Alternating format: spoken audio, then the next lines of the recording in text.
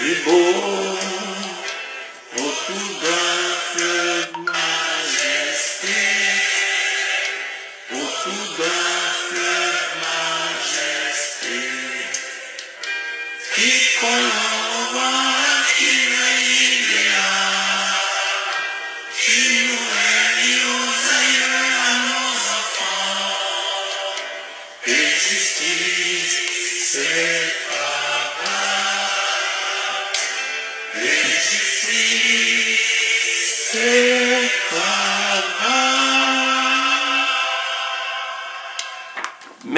merci mingi peuple congolais. Donc toyaka toujours pour na copier sabino ba information to benga ngo ba matière moko donc digeste yango na toye lisusu pour na koloba makambo etali toujours mboka puisque il y a des matières indigestes biso toyaka na matière digeste. Donc bandeko na ngai bipai nyonso bozali kolanda ngai na pesi bino dongo mbote na pesi bino mbote bolanda nga mala bokebi penza et puis bosala ngo bosala ba recherche na makambo tozali koloba puisque naza na monopole ya savoir ya makambo nyonso te mais tozali koya quand même koloba puisque ezali makambo mboka puisque soto tiki ndenge wana bandeko na ngai moto ako sala azali te puisque bakonzi ya mboka oyo toyebaki oyo totangaki bazalaka susu te. Donc okomona jamais président Kasavubu, okomona jamais premier ministre Lumumba, okomona jamais président Mobutu, okomona jamais président Laurent Désiré Kabila, okomona jamais premier ministre Tshisekedi, okomona jamais premier ministre Léo, okomona jamais premier ministre donc Adula, okomona jamais leader Bolikango, okomona jamais donc premier ministre Tchombe, okomona jamais premier ministre donc Bazalaki Ebele Kimba, okomona jamais premier ministre Pinga Kasenda, etc. Mulongo ezali molai. Donc toye awa toza koloba ngo puisque mboka na biso ezali ya biso. Ezali ya biso donc na s'approprier nango. Kongo eza ya ngai. Yango na ye koloba, naza koloba. Donc bandeko na ngai toye koloba lelo problème ya gestion leadership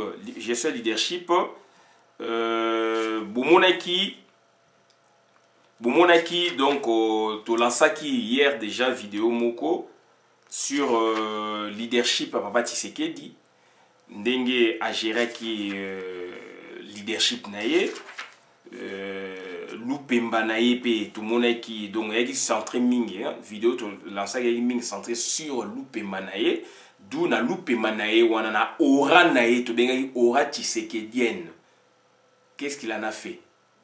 Donc c'est-à-dire au lieu de mettre ça donc pour le pays, il a mis ça pour sa famille. Donc aujourd'hui, nous avons un grand leader aussi, donc à la personne de Martin Fayulu. Qu'est-ce que Martin Fayulu est en train de faire maintenant, là? Puisque avant que nous parlions, donc on a vu comment Martin Fayulu donc s'est comporté. Attention, nous nous adressons à vous les politiciens. Tous vos comportements sont suivis de près, sont contrôlés. Si vous ne le savez pas, il faut avoir cette idée en tête. Raison pour laquelle aujourd'hui, nous nous attardons sur le cas Fayulu, puisque c'est un leader, mais un leader qui se fourvoie quant à nous. Un leader qui s'égare quant à nous. Vous, si vous avez une opinion contraire, nous aimerions, n'est-ce pas, débattre avec vous. Et nous allons vous montrer comment le leader Martin Fayulu donc est en train, n'est-ce pas, d'aller à côté, est en train, n'est-ce pas, donc de quitter la voie noble qui est la sienne, qui est la voie du peuple congolais pour la libération du Congo. Cette fois-là, donc, nous disons que Martin Fayulu est aux côtés du FCC, est aux côtés de Kabila. Et nous souhaitons avoir donc quelqu'un en face de nous qui viendrait nous dire le contraire. Les faits sont là. Nous ne sommes pas émotionnels. Nous ne sommes pas émotionnels, donc nous nous fondons sur des faits concrets. Théodore Ngoyi, il porte plainte contre le président protocolaire, le président Félix, donc autrement président protocolaire, ce qui est normal. Donc, ça rentre dans le cadre de tout Congolais qui pourrait le faire. Et maintenant, président Martin Fayulu était donc absent du pays. Il revient et maintenant, il s'associe donc à Théodore Ngoyi. Pour faire quoi? Nous voudrions bien, donc, nous ces aliwana, puisque Congolais, nous voudrions bien qu'on chasse Félix, nous voudrions bien qu'on le tue même. Nous voudrions bien que Félix soit destitué. C'est ça notre vœu, c'est ça notre souhait. Mais, par ailleurs, tout ça, la vidéo, du soba, tout ça, la vidéo, ça fait 7 mois, 8 mois, tu parles, si j'ai eu le lot, tu vas comme le lot. Bissou, tu le déjà avant. Nous voudrions bien qu'il va chasser Félix Tshisekedi, puisque a teki mboka boye boye. Oui, tu boyité. Va chasser, va sala o balingaki. Mais tu l'as qui te prévenait qui bino. So va chasser, constitutionnellement parlant, ce n'est pas un Congolais qui prendrait le pouvoir. C'est un Rwandais. Problématique en gros dans le baki 5 mois, 6 mois avant. Yango, tu es nango. Donc tu le baki yango, tu zongi nango 6 mois, 7 mois, plutôt biso tu le baki yango. Yango yeye. Kabila alingi, Félix Azalawanate, yango yeye. C'est pas mon problème. Puisque Congolais sont lobby boya balousi. Non, ce n'est pas ça. Donc notre problème maintenant c'est quoi? Par rapport à Martin Fayulu. Martin Fayulu a se joindre dans le dossier à Théodore Ngoyi. Pourquoi? C'est ça notre problème. Martin Fayulu pouvait, n'est-ce pas, avec son aura, faire quelque chose pour la Bengana Rwandais. Pour la Bengana Félix Antoine Tshilombo. Puisque ce qu'on Bengana Félix Antoine Tshilombo, donc c'est-à-dire donc au Bengani Rwandais. Puisque donc Rwandais bakotika yo to Bengana Félix Antoine Tshilombo. C'est ça aussi la nuance. Puisque Félix a un armée, Félix a un tapis rouge, car il a un tapis rouge. Si on a Félix, c'est un Bengani Rwandais. Donc ça dit qu'on en face de Rwandais. Et qu'est-ce que fait maintenant Martin Fayulu? Martin Fayulu, je crois, accueilli donc, on va destituer donc Théodore Ngoyi. Et qui est Théodore Ngoyi? Démarche à Théodore Ngoyi. C'est un Congolais. Théodore Ngoyi, Azali donc na ba lien nini ou ben nani ou ben la plateforme nini. On doit se poser des questions. On doit se poser des questions.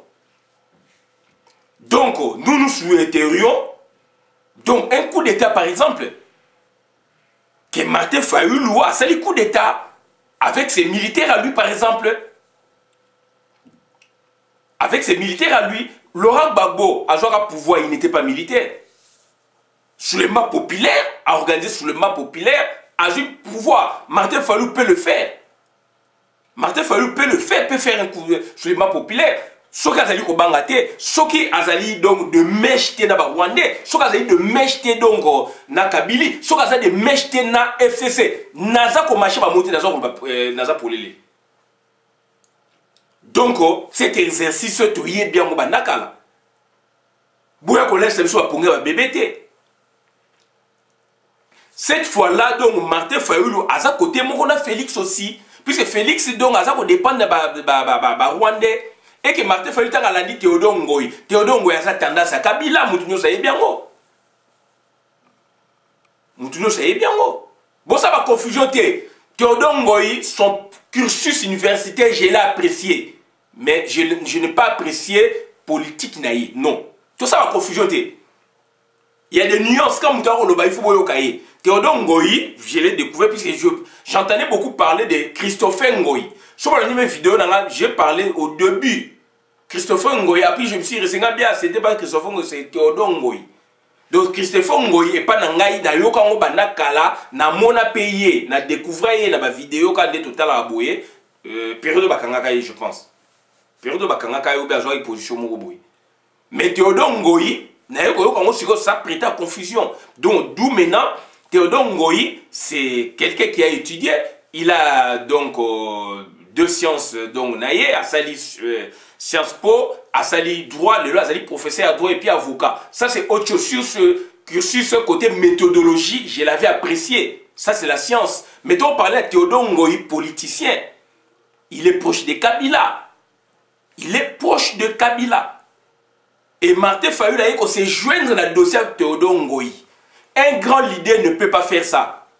Un grand leader, il doit mener, n'est-ce pas, son action autrement. Puisque Azali n'a un coffre-fort. Azali coffre-fort. Donc maintenant, la gestion maintenant, donc il y a leadership, il y a policier congolais, tout on comprend dans côté. Gestion leadership, il y a policier congolais, on a saisi en côté. Surtout il y a 60, Tilelo, beaucoup de monde a fait des mingi, donc après 90. Gestion donc il y a leader il y a Congo, c'est très compliqué. Et comme monnaie, gestion là donc comme côté Kayango. Alors gestion il faut pas on a côté peuple congolais ça va souffrir. Bino bozana mambongo, bino bozali bien. Beaucoup de botanga ki oui, batunyo su batanga ki pe bazala bambongo koleka, ba mususu oui to yebi.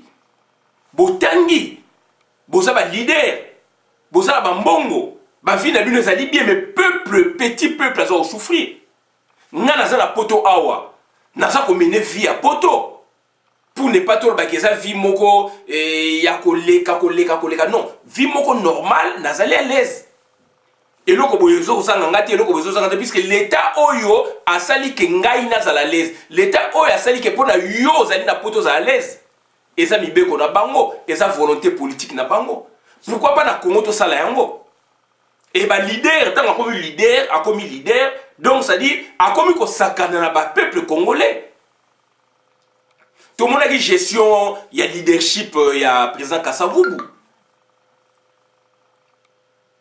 Et ça a qui donc la concurrence na gestion, il y a premier ministre Lumumba, puisque le régime ou un régime sous. Voilà. Donc ça dit le président et le premier ministre, c'est lui qui gouvernait. On a vu Lumumba.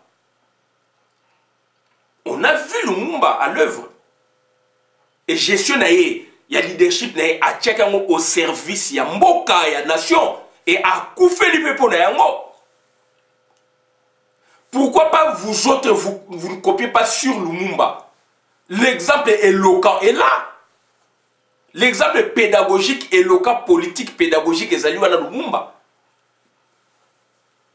Le premier ministre, le leader, commis si koyo, ko monnayer leadership wana. Peuple mouta élevé yo. Peuple mouta élevé yo. Bandi ko nanga boti ko kosa biso. Boti ko kosa biso. Donc, gestion et leadership, ils ont posé problème dans le Congo. Ils ont posé problème dans le Congo. Il y a un peu de éclaircir le dossier parce que la situation est malamouté.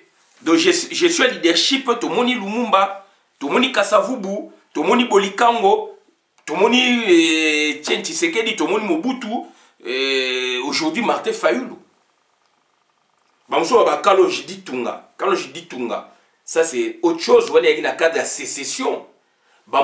Moïse Tchomé, oui, Moïse Tchomé était premier ministre, bien qu'il a fait aussi la sécession. Quand nous citons Moïse Tchomé, c'est dans les cadres et un gouvernement donc légal. Donc, c'est-à-dire premier ministre, Bolikan, enfin Lumumba, Cyril Adoula, pardon, donc Moïse Tchomé, Kimba, Oba Salakina, président Kasavubu, na Iléo 1 et 2. Tout le monde a dit la gestion na bango. Il y a leadership na bango. Tout le monde a dit gestion à Mobutu en tant que chef d'état-major. Gestion, il y a leadership en herbe. Ndenga asali ba kukuana tout le monde yango. Et notre problème c'est quoi aujourd'hui? Gestion leadership wana tout ça comme on a clarté.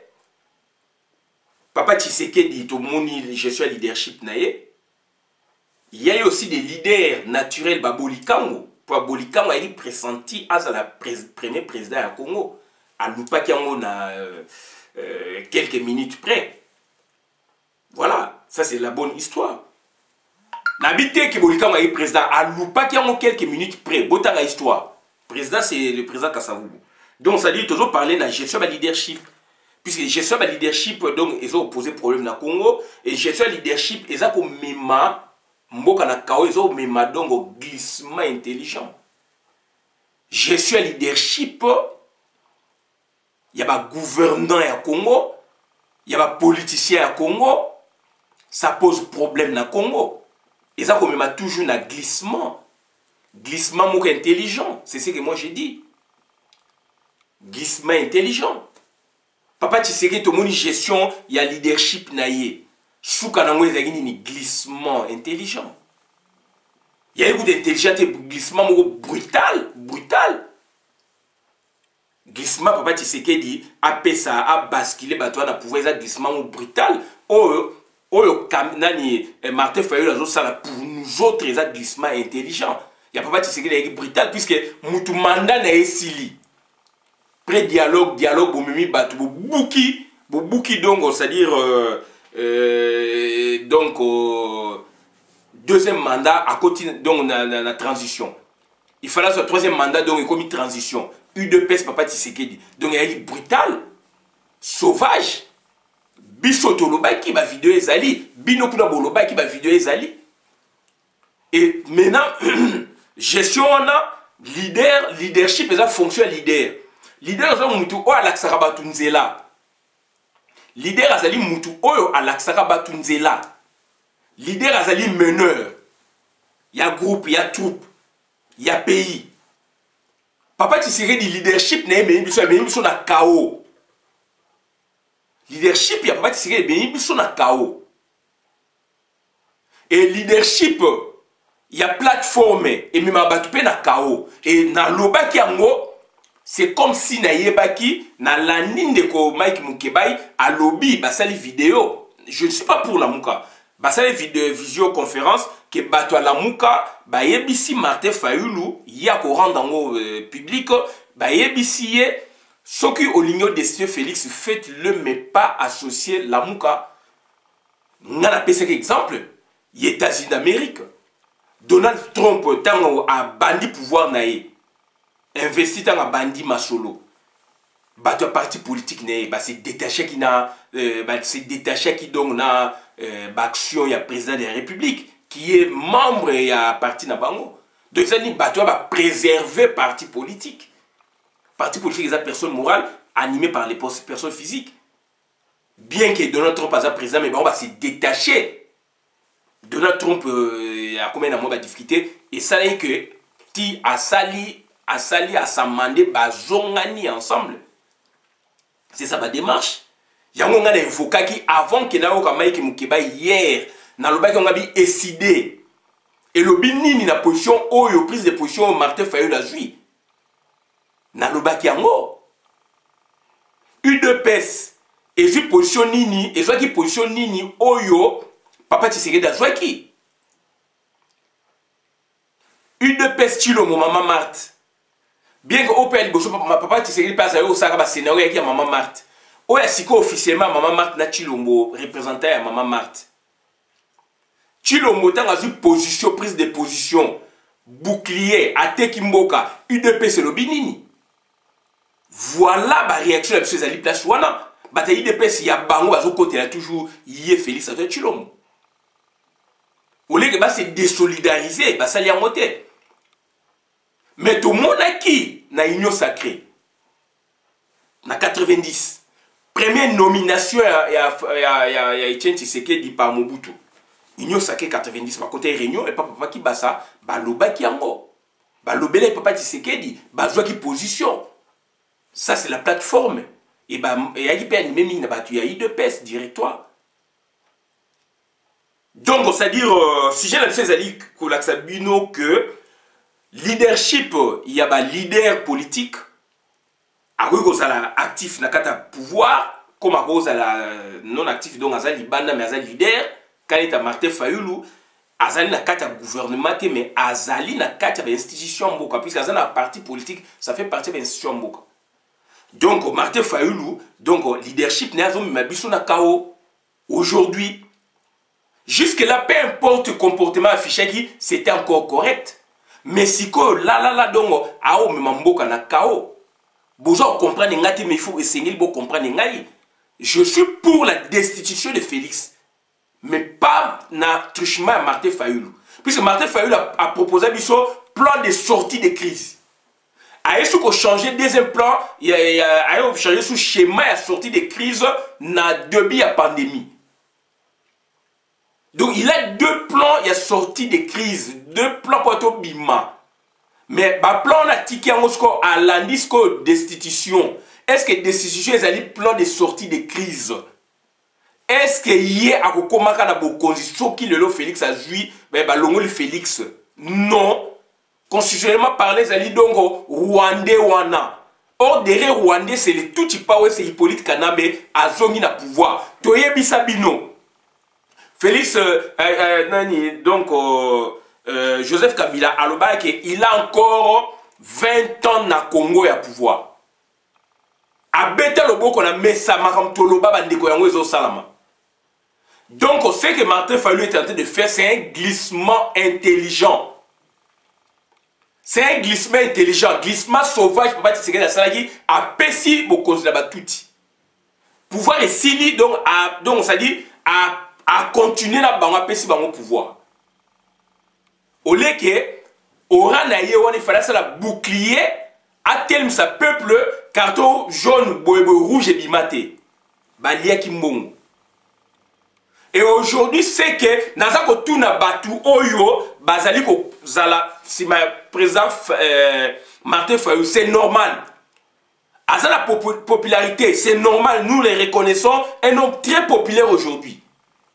À l'instant, Ndenge Bakasavu Bazalaki, Lumumba Bazalaki. À la différence que Lumumba est planétaire, donc les popularités les aura toujours sans discontinuer, donc planétaire. Mais donc Martin Fayulu glissement naïe donc eloko yazo salawana il agit pour le compte de qui? Il agit pour le compte de qui? Papa Tshisekedi nous a proposé un dialogue. Martin Fayulu nous propose quoi? Un dialogue ou une destitution? C'est ça le problème. Alors que schéma de destitution, ce n'est pas son schéma initial. Il peut changer puisque la politique est dynamique. Oui, acceptons. La politique bouge. La politique est fluctuante.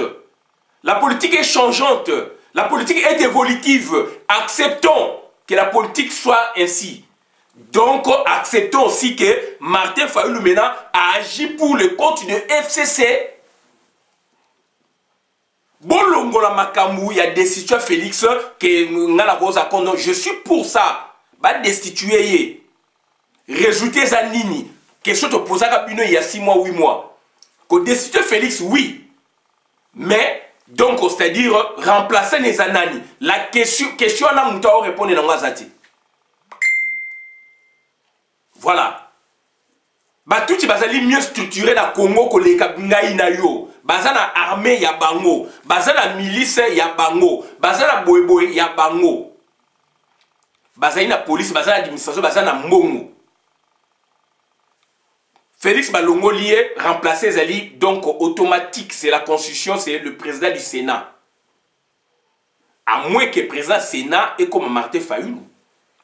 Puisque le président du Sénat est allé donc personnalisé, est allé impersonnel.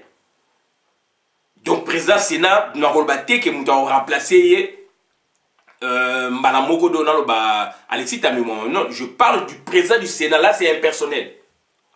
Toutefois, donc, créons une magie pour que Martin Fayulu, en destituant donc Félix Antoine Tshilombo, donc c'est lui qui deviendra président de la République intérimaire, puisque cette fois-là, il sera par une baguette magique, donc président du Sénat. Pour remplacer Félix. Ndekonanga Congolais kola. Ndekonanga Congolais, donc il faut faire bouger mitou nabiso. Il faut mitou ba neurones, il faut tout faire tourner ba neurones nabiso. Cause à la fanaticité. Les faits sont là. Mouyibi tanga yibaka alobaka yibite mais infraction makamwa sali ba bengango infraction ezali vol. Est-ce que tu as batu akowanga na me aitizaka intelligence donc esali ke makambo asali babengi yango ezali escroquerie. Donc mutu taka sala likambo awanga naka me makambo asali na buku ya leta babi likambo sali yango yo. Ce que Martin Fayulu est en train de faire là, donc c'est-à-dire il agit pour les comptes d'une tierce personne. Pour bénéficier dans les peuple congolais. Ndeko na na zako loba yango na chema ina mnokote. Action na bango bénéficier des peuple congolais. Mais Destin Félix, je suis pour ça. Moi je suis pour ça. Mais je souhaite qu'il y ait une baguette magique. Donc en Destin Félix et que Martin Fayulu a remplacé. Là j'aurais accepté. Mais mécanisme juridique constitutionnel, ce n'est pas Martin Fayulu. Alors Martin Fayulu a proposé à Bisson Nini. Bande Konanga, on est en politique. Politique et boujaka, politique fluctuante, évolutive. Oui, je suis d'accord.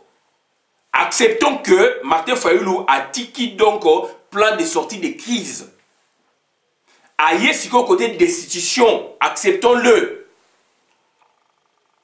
Mais il agit pour les comptes de qui? Réponse la paix si yo paie sa réponse. Ndeko nanga naza ko s'adresser na yo. Oza fanatique. Naza ko s'adresser na yo. Batio bandu na mutu. Yango naza ko longolo bandu wana ndeko. Il agit pour les comptes de qui? J'aurais préféré Théodore Ngoyi asala yango puisque ça n'a lié na Kabila. Là c'est justifié. Là c'est justifié. Et ndeko nangai action on a opération ba bengango to bengango ezali glissement intelligent. Ce sont des tacts. Oh, Martin Fayulu azali ko sala pona ba faire glisser pona mutu ya Kabila azwa bokonzi wana na bité que il faut kaka congolais Félix ou Bebobo. Non, moi je suis pour la destitution Félix. Naza pour l'emprisonnement Félix. Nazali pour donc même baboma Félix. Na loba yango yo loba ndeko. Na loba yango yo loba te. Na ganga likola ngomba lelo bozola na chemonga na loba. Puisque ça ma laboratoire. Donc bandeko nangai c'est normal. Félix va destituer ou pas, on s'en fout. Mais ngala hôtel Martin Fayulu, l'action de Martin Fayulu. Puisque dossier déjà donc saisi ne Salamaki. Théodore Ngoyi. Azela qui Martin Fayulu était pour agir. Il a déjà agi. Donc Théodore Ngoyi aussi seul, puisque c'est un politique, Azali proche d'un pouvoir. Donc il y a Kabili. Donc action n'a eu aucun liboso. Puisque saisi ne Salami. Mais et là qu'on dit que Martin Fayulu a se greffé wana. Azana panne d'inspiration, il y a ba stratégie politique. Ou quoi? Voilà, au-delà, c'est un glissement intelligent. Donc, gestion leadership, il y a leader ya Congo, soukanango ba tekaka leadership na bango. Et ça se sent, ça se voit. Et l'autre, on a ça la rango pambate. Donc, on doit changer de doctrine. Bien que la politique est fluctuante, mouvante, etc., nous l'acceptons. Acceptons aussi que lui, il agit pour le compte de l'autre. Et l'autre, là, c'est une tierce personne. Donc, on s'est dit, enfoui, c'est qui? C'est Hippolyte Kanambe. Voilà, bandeko nangai. Gestion leadership na Congo. Ezali héritage politique Moukamabe. Donc, il faut rompre le Koana. Il faut casser le Koana. Puisque le leader politique qui n'a Congo, tant comme leader, il devient dictateur. Pour la esko a commis donc mutu oyo, a commis ko teka ko monnayer leadership wana. Pour la yazo mbongo ne serait-ce que famille ne la bien, ne serait-ce que libote ne la bien, mais peuple congolais a tiki bango pemeni. Alors peuple là ni mute pesier lu pemba, peuple là ni mutu est tombolié. Donc voilà bandeko nangai. Masolo to yaka ko sabino ngona to suki awa bona na vidéo malamu na kota communauté ngai Christian Bola Biama membre peuple mokonzi peuple souverain combattant résistant révolutionnaire PNI. PNI est le politicien non institutionnel. Donc, Lumumba, gestion leadership n'est pas. Est-ce que Lumumba, Kasavubu, Bateka Kimboka? Non. Mobutu leadership n'est pas. Gestion leadership n'est pas. Est-ce que Mobutu a Teka Kimboka? Point d'interrogation, il n'a pas yo répondre. Ngai m'a posé question, na sengi o répondre. Première république na lobby, non, Bateka Mboka te, ba bundaki ba kufime pour na makamamboka. Laurent Désiré Kabila, gestion leadership n'est. Ils allaient coopération. Gestion leadership n'est allaient coopération. Donc voilà, donc ça dit les loyaux, ma leader Moussou Babimi Pemeni. Et voilà aujourd'hui, ma leader va comme monnayer. Baza comme on a yoté. Papa Tshisekedi, leadership n'est pas. Soukanango a monnayer yango. Martin Fayulu a tokeni na nzela wana. Ngai na koloba. Nga na za sinzi na bino. Na koloba. Na kochama ina munokote. Na lingi débat. Oyo a lingi a sengi nga débat to kosa ni débat. Les faits sont là. Les faits parlent. Voilà bandeko na ngai. Donc ezali donc gestion leadership na République démocratique du Congo et comme héritage moko ya mabe, leg moko politique ya mabe. Puisque baza ko monnaie yango pour na basala ba glissement. Voilà donc d'un côté Félix ayokani na Hippolyte Kanambe, d'autre côté Hippolyte Kanambe a ligné sous c'est normal, il faut assez manifester, à se mouvoir, donc à stratégie, à bimisi milice, à neutraliser milice wana. Destitution est commis. Tout beau yangote, va destituer, mais qui va remplacer?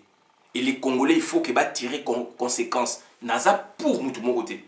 Nazali pour emprisonnement Félix, Nazali pour baboma même Félix va assassiner, à Salima Ramabé Namboka, Nazali pour destitution Félix. Naza moko abatu to loba biloko yo jo loba ndeko. Yo ozo sa commenter o loba te. Yo o ndeko zo tala ngai ozali pour batu wana ou be oza o comprendre ngate, ressaisissez-vous. Biso to loba biloko wana, ça fait plus de 8 mois, plus de 6 mois, plus de 4 mois. To zongela kango batu. To zongela kango opinion, ba comprendre. To lobaka yango, donc to zongi na schéma wana. Et Martin Fayulu qui n'était pas dans Babylone, a eu qu'à se joindre. Aza ko proposer biso nini, aza ko travailler pour le compte de qui? Papa Tshisekedi nous avait proposé un dialogue. Un pré-dialogue et un dialogue. Conséquence, Babylone ko to komona lelo a monnaie qui leadership nae. A pesi glissement sauvage. Martin Fayulu azali ko travailler, aza ko proposer biso nini. Ce n'est plus un plan de sortie de crise. Alors, comme vous proposez de la destitution. Deux choses différentes. Allez-y comprendre. Ressaisissez-vous. Zalana Martin Fayulu n'habite boyaye, mais ressaisissez-vous. Ngana za dupté. Yo za dupté. Ba Congolais ba za dupté. Et tous ali wana. Toko lo makam oye batami. Toko bimisango likolo. Félix Antoine Tshilo Monzela landaki dongo. Eza ko sukela ye yo Congolais nde fungola misu ona yeka ko bangwana suki abona na vidéo malamu na compte communauté ngai Christian Bolabia mamba peuple mokozi peuple souverain combattant résistant révolutionnaire PNI ezali politicien non institutionnel Lumumba a tressé mbokate président Kassava a tressé mbokate leader Bolika a tressé mbokate leader Tshombe a tressé mbokate leader donc Cyril Adoula a tressé mbokate Première République, il est au tracé mbokate ba travailler pour Namboka. Mais ba leader oyo ba musu ba ye. O dans le bité bo tchanga na mnogote, je cite bien Papa Etienne Tshisekedi, je cite bien Martin Fayulu aujourd'hui. Ba leader wana ba ko monnayer leadership na bango. Ko accéder na fonction de leader, donc pour na bango c'est une grosse chance pour na ba monnayer yango. Et peuple congolais a des rebino. Bola la vidéo malamboka wana ko ta communauté. Merci ngai Christian Bolabia ma wabino. Christian Bolabia maman peuple mokozi peuple souverain combattant résistant révolutionnaire PNI est là politicien non institutionnel. Merci.